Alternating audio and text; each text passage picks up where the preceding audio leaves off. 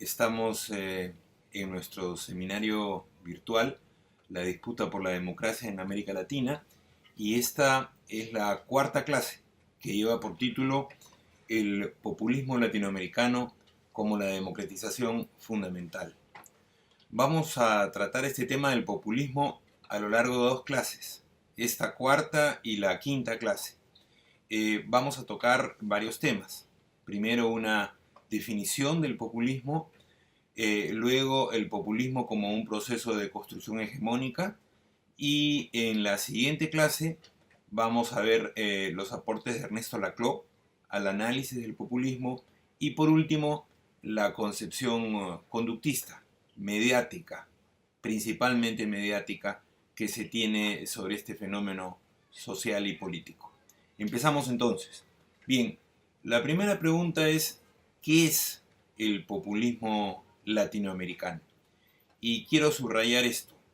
No se trata, por lo menos en estas dos clases, de una reflexión general sobre el concepto del populismo, sino vamos a buscar aterrizar este debate en nuestra región, en América Latina. Cuando hablo de populismo, estoy usando ese término por la relevancia que tiene el uso de tal palabra, más que por la fuerza conceptual o la capacidad de explicación que este concepto pueda tener. Hay un uso mediático dominante del populismo, que es quizás a través del cual la mayor parte de nosotros nos hemos enterado de este concepto, ¿no? Que se usa para calificar la conducta de determinados actores políticos. Y quiero subrayar este punto, la conducta, ¿no? Señalando que el populismo no es otra cosa que el discurso demagógico y el comportamiento oportunista de determinados políticos que tienen generalmente una base social poco organizada o desorganizada, hablando en términos generales. Y quiero contraponer a este uso mediático dominante, y eso es lo que trataré de hacer a lo largo de estas dos clases, esta visión del populismo como una conducta con otra que trata de entender el populismo como un movimiento social y político con un programa de justicia social y de reivindicación nacional. En este contraste entre la idea del populismo como conducta y el populismo como un movimiento social y político, hay antes que nada un tema de conocimiento de los fenómenos, que ya hemos tratado en una clase anterior, ¿no? Los que plantean, sobre todo a partir de los medios, pero también en la academia, el populismo como una conducta, van a entender este concepto como un fenómeno estrictamente político, ¿no? Como un fenómeno estrictamente político en cuyo análisis la esfera de la política mantiene una suerte de independencia analítica. O sea, podemos analizar los fenómenos políticos sin tomar en cuenta lo que acaece en otras esferas de la sociedad. Por el contrario, los que entendemos el populismo como un movimiento social y político, pensamos que si bien existe una autonomía en el análisis de los fenómenos políticos, esta autonomía es relativa a las condiciones históricas y sociales que se desarrollan en cada país. O sea, que no solo hay dos perspectivas, una perspectiva conductista, podemos llamarla, del populismo, y otra perspectiva que entiende el populismo en sus raíces históricas y sociales, sino al mismo tiempo hay dos perspectivas de conocimiento de lo político, me atrevería a decir una más bien atemporal, que muda lugares y tiempos con facilidad, y otra más bien historicista, que ancla el populismo en una realidad determinada. Bien, por esa razón, ¿no? de la poca capacidad analítica muchas veces del término y el excesivo uso mediático del mismo, es que hay diversos autores que en lugar de populismo prefieren hablar de lo nacional popular, como un término que tiene una referencia estructural, que es más preciso programáticamente y sobre todo que da cuenta, y esto lo vamos a ver en un momento, de las intenciones democratizadoras de los movimientos populistas, ¿no? Yo creo que lo que ha hecho importante al populismo latinoamericano o a lo nacional popular, para tomar este último término que recogía en nuestra región, es que su origen y desarrollo está estrechamente ligado, como dijimos en la primera clase, a tres momentos fundamentales en la historia de nuestra América Latina: a la lucha antioligárquica y la formación de movimientos y gobiernos populares, ¿no? Que para algunos países se da entre 1930 y 1960, para otros más tardíamente se da entre 1950 y 1980, pero que atraviesa el continente. Este sería el primer momento. El segundo momento es el momento de las transiciones a la democracia y el combate al neoliberalismo, ¿no? Aquí, por descarte, también está presente la perspectiva nacional popular. Y por último, el tercer momento que hemos vivido en los últimos 20 o 25 años en América Latina, que es el movimiento de giro a la izquierda y los intentos de restauración que estamos viviendo. Creo que esto es lo que está detrás de la relevancia y de la discusión sobre lo nacional popular. El primer elemento que quiero destacar, ¿no?, es la referencia histórico-estructural, ¿no? Por referencia histórico-estructural me refiero a la ligazón que el fenómeno político tiene con un determinado momento de desarrollo de la región. Desde los primeros autores latinoamericanos, los primeros sociólogos que se acercaron al tema, el caso de Gino Germani a mediados de los años 50, ¿no?, donde liga lo nacional popular con el paso de la sociedad tradicional a la sociedad moderna en América Latina, ¿no?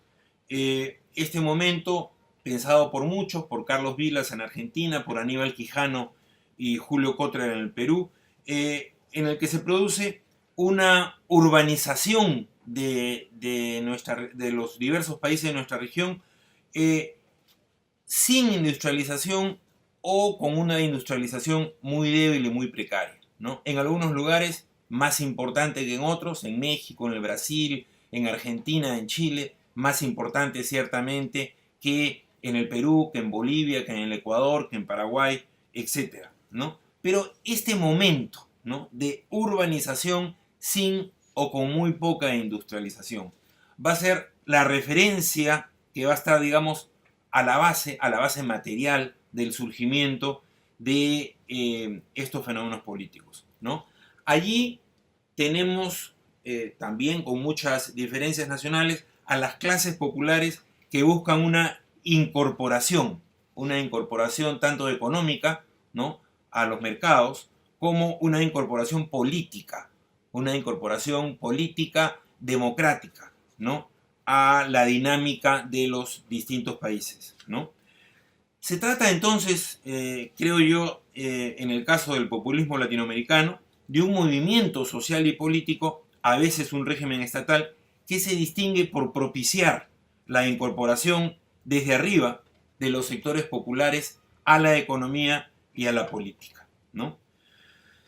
Ahora bien, el vehículo de este esfuerzo colectivo, del movimiento nacional popular, para este proceso de incorporación, ¿cuál ha sido este vehículo? Este vehículo ha sido lo que Carlos Vilas denomina la democratización fundamental. Es decir, la lucha por la democratización como igualdad social, ¿no?, y su expresión difícil, muchas veces frustrada, compleja, en la democracia política, ¿no? Creemos entonces que el populismo latinoamericano es un concepto con una característica fundamental: su efecto democratizador. Si este se encuentra ausente, y esto es muy importante, el fenómeno se desnaturaliza por completo. El populismo produce democratización o intenta producir democratización. Eso lo caracteriza, ¿no? Por eso su efecto fundamental es la democratización en la esfera social, es decir, la reducción material y simbólica de la desigualdad social, como reducción de la desigualdad de clase, la desigualdad étnica, de género y de estatus, por señalar los aspectos principales, ¿no? Asimismo, el populismo también multiplica la participación. Y esto es una cuestión muy importante, ¿no? Esto es muy importante desde el primer momento de aparición del fenómeno en América Latina. Nuestros países vivían sociedades oligárquicas, sociedades que por definición bloqueaban la participación, impedían la participación, tanto porque no generaban las condiciones estructurales para la misma, como porque la bloqueaban políticamente, ¿no? Entonces, el hecho de que aparezca un movimiento social y político que promovía la participación va a tener un carácter novedoso fundamental. Frente a esa exclusión oligárquica, ¿no?, va a venir la inclusión populista por la vía de la participación. Ahora bien, ¿cómo podemos desarrollar este criterio de participación? Primero, se multiplica la participación por la vía de la movilización social, ¿no? La movilización, ya sea que se dé autónoma, independiente, o que se dé subordinada a la dirección de un movimiento político, es una novedad frente a la sociedad oligárquica, ¿no?, que le tenía un gran temor a los procesos de participación, ¿no? La participación como movilización es en muchos de nuestros países el inicio, ¿no?, de la política moderna, ¿no? Como señalaba el fundador del Partido Aprista, de la Torre, no solo pueden hacer política los de arriba, no solo pueden hacer política los sectores tradicionalmente dominantes, lo que en ese momento en el Perú, por ejemplo, era la oligarquía, ¿no? La política deben poder hacerla todos, ¿no? La participación como movilización entonces es simbólica, es importante, ¿no? Y se va a mantener como una característica de los movimientos y de los partidos nacional populares a lo largo de nuestra historia contemporánea, ¿no? El segundo elemento de la participación, que es también complejo y controvertido como el primero, es la participación por la vía de la ampliación del sufragio, ¿no? En el sentido de que se avanza en el proceso del sufragio universal, ¿no? En algunos países esto significa que por primera vez hay un registro electoral, ¿no? La impronta nacional popular del Partido Aprista, en algún sentido también del Partido Socialista en el Perú, por ejemplo, a principios de los años 30, supone que por primera vez haya un registro electoral, ¿no?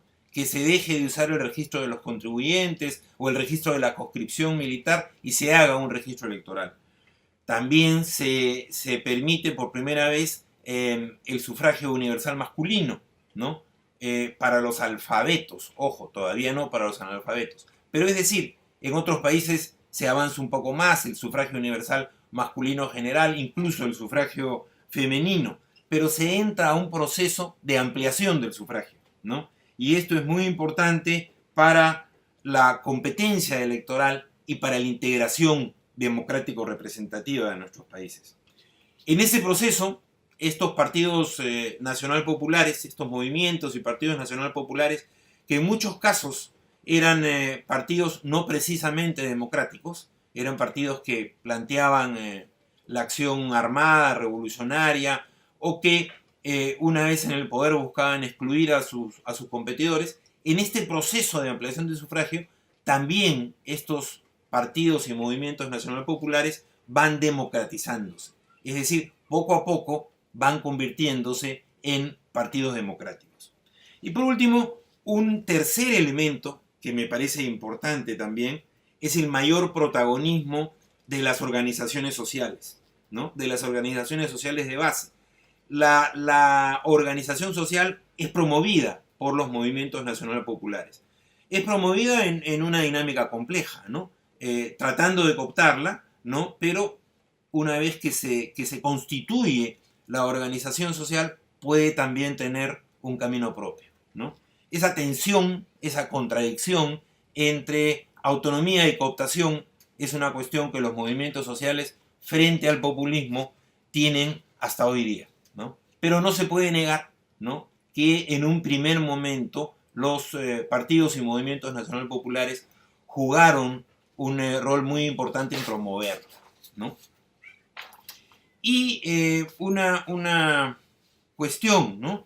Todo esto, o sea, todo lo que hemos hablado sobre participación, sobre movilización, sobre cómo se expresa la democratización social en participación y movilización, supone en términos subjetivos, ¿no? Supone en términos subjetivos el acceso a una dignidad simbólica, que en América Latina es muy importante porque lo que tenemos son sociedades, como sabemos, racistas y excluyentes, ¿no? Por supuesto, esto también se da de manera distinta en los diferentes países, no es igual en todas partes, no es igual en aquellos lugares como la Argentina o como el Brasil, donde los movimientos nacional populares lograron acceder al poder del Estado, distinto al Perú, por ejemplo, donde el Partido Aprista, como un movimiento nacional popular, nunca llegó al poder del Estado. Cuando ganó elecciones en la última etapa de la historia peruana, ya lo hizo como un partido clientelista, como un partido más bien ligado al centro derecha o en los últimos tiempos abiertamente a la derecha, ¿no? Sin embargo, esta característica general de acceso a una dignidad simbólica va a ser muy importante. Pero, ¿cómo procesa el populismo su quehacer político? Y digamos, ¿cómo se avanza en ese proceso de democratización social que hemos señalado como su característica fundamental, ¿no? Esto se da a través de un proceso de construcción hegemónica, ¿no?, que consiste en la lucha por un nuevo sentido común, ideológico y político, ¿no?, que avance en la identificación de las mayorías populares, ¿no?, con un nosotros colectivo, ¿no?, constituyendo pueblos, naciones y estados que expresen al conjunto y al mismo tiempo, y esto nuevamente es difícil, la diversidad de cada país. Pero este proceso de construcción de hegemonía, ¿no?, como un nuevo sentido, que avance en una identidad de un nosotros colectivo, para formar pueblos, ¿no?, que se reconozcan como tales y al mismo tiempo se expresen en naciones y estados, en estados-nación donde estos pueblos se reconozcan, ¿no? Este es un proceso central en la historia de América Latina.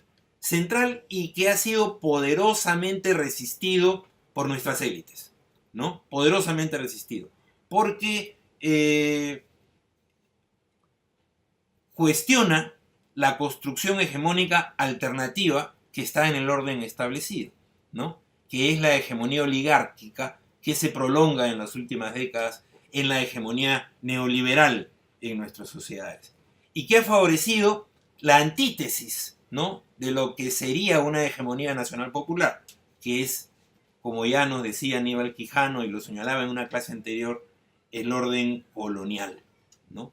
Entonces, plantear un proceso de construcción hegemónica por parte del populismo, a la vez que ha sido fundamental, es algo muy serio y es un proceso muy difícil y muy resistido, ¿no?, porque supone cambiar el sentido común existente en nuestras sociedades, ¿no?, que, repito, está construido a lo largo de siglos por nuestras oligarquías, ¿no?